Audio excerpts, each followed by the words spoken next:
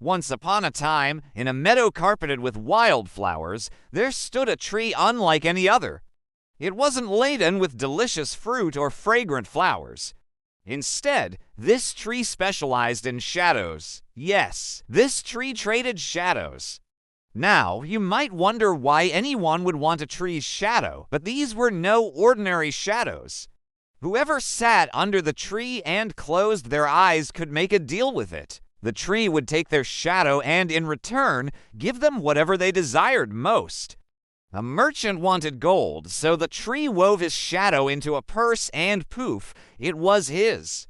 A young girl wanted to be the most beautiful maiden in the kingdom, and the tree spun her shadow into a shimmering gown.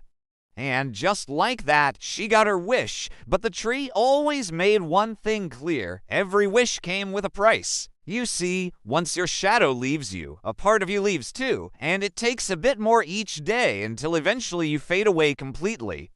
One day, a poor boy came to the tree. He wasn't like the others who sat there dreaming of riches or fame.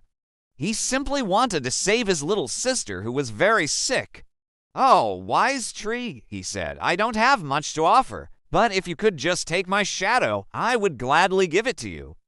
Please use it to heal my dear sister." The tree looked at him for a long moment, then finally agreed.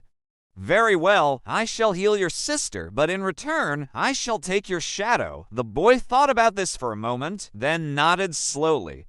"All right, but please hurry. My sister, she doesn't have much time left." And with that, the tree wove the boy's shadow into a vial of shimmering liquid and handed it to him. "Drink this," it said, "and your sister will be as good as new." The boy didn't hesitate. He raced home, poured the liquid into his sister's water, and watched as she drank it. Slowly at first, but then faster and faster, she began to heal. Her coughs became less frequent, and her skin, which was as white as snow, regained its healthy glow. Within a few moments, she was as right as rain.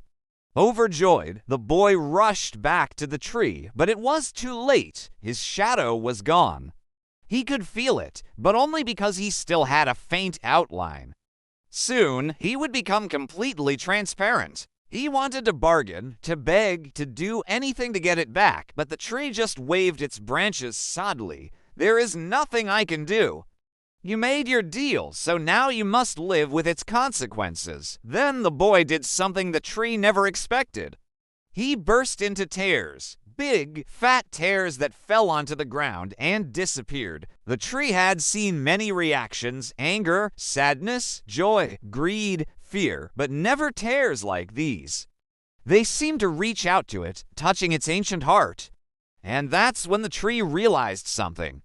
All those who came before, all those who traded their shadows, they didn't understand what it meant to lose a part of yourself every day. They only saw what they could gain. As the boy cried, the tree felt a pull, a longing to reach out to him, to comfort him, to help him.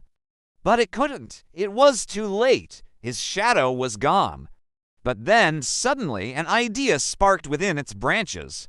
That night, while the moon was full and the wind was still, the boy's sister snuck out of bed and ran to the meadow. She found the tree and threw herself at its roots. "Oh, wise tree," she cried, "please take my shadow. Let my brother live." The tree looked down at her and smiled. It had never seen such selfless love. In all its years, it had dealt with countless people, but none had ever given up so much for another. And so the tree reached down and wove both their shadows back into their bodies.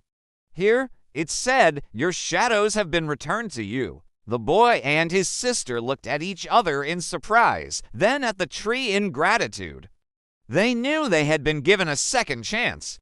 From that day on, the tree never took a shadow again. It had learned that the greatest gift one could receive was love, and it had taken quite the price. No longer did it bargain with those who sought material things or selfish desires. Instead, it became a place where lovers sat hand in hand, sharing their shadows, knowing that together they could face anything.